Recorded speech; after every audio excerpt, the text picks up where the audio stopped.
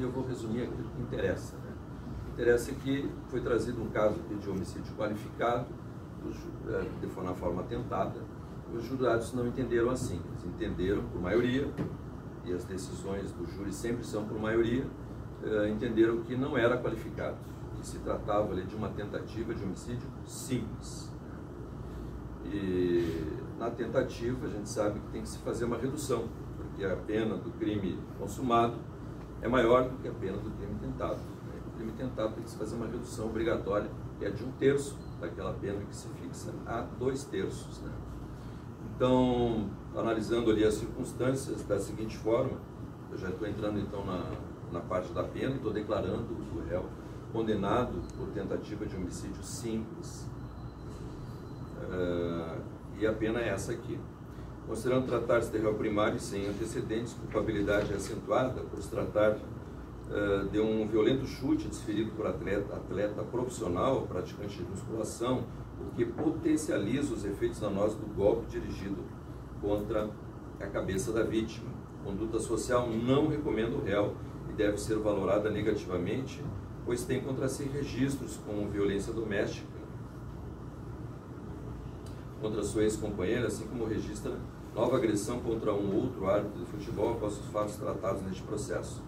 Também há registro de haver agredido companheiros em partida de futebol em outras 2 oportunidades, conforme evento 25 do processo 25 dos autos, o evento 25. Leva-se em conta as consequências da agressão contra a vítima, que abandonou a carreira de árbitro de futebol por problemas psicológicos decorrentes da agressão que sofreu, além de enfrentar também, e deve ser destacado, problemas financeiros relacionados ao sustento da família, com a privação da renda que a atividade de árbitro de futebol e mesmo personal trainer lhe possibilitava, ficando então afastado no período de 90 dias do seu trabalho, dos seus afazeres, da sua renda.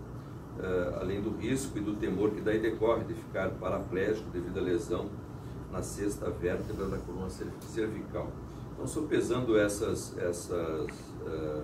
vetores do artigo 59 do Código Penal, partindo então de uma pena mínima de 6 anos, eu agravei por essas consequências e elevei a pena até os 8 anos e 6 meses de reclusão. E depois reduzi em 6 meses pela confissão e reduzi ainda em 2/3. Fiz a redução máxima da tentativa em 2/3 porque foi um único golpe. Se fosse mais, faria uma redação ou mediana ou então mínima de 1/3. Então fiz a redução máxima de 2/3 porque foi um único golpe direcionado contra a vítima. Então 8 anos e 6 meses reduziu 2/3, podendo desferir outros, o que não fez, tornando então a pena definitiva, na ausência de outras causas modificadoras, em 2 anos e 8 meses de reclusão no regime semiaberto. Por que não o aberto? Porque as circunstâncias que eu analisei de 59 não recomendariam isso. A pena, o que fixa o regime de cumprimento da pena entre aberto, semiaberto ou fechado, até 4 anos seria o aberto, de 4 a 8 seria o semiaberto, acima de 8 anos de cadeia de reclusão seria o fechado, né? Mas não é só a quantidade de pena que se leva em conta para definir qual é o regime que ele vai iniciar cumprindo, né? Outros vetores também interessam. Os vetores dele, lá na pena base do 59, não eram de todo positivos, tem vários aspectos negativos ali, portanto, ele inicia cumprindo nessa decisão no regime semiaberto. Vai poder apelar da sentença em liberdade, porque assim permaneceu ao longo dessa instrução, que pesa um pequeno período de 2 meses, que será descontado, detraído ali do cumprimento da pena, e também houve uma condenação em R$18 mil em função do prejuízo que ele causou à vítima, prejuízo financeiro que ele deve indenizar. Então foi assegurado o direito de apelar em liberdade e não foi permitida a substituição desta pena privativa de liberdade fixada por pena restritiva de direito, também em função desses vetores do artigo 59, que para ele foram negativos, como eu li ali em cima. Então não haverá substituição da pena carcerária por pena alternativa, ele deve cumprir cumprir a pena privativa de liberdade mesmo.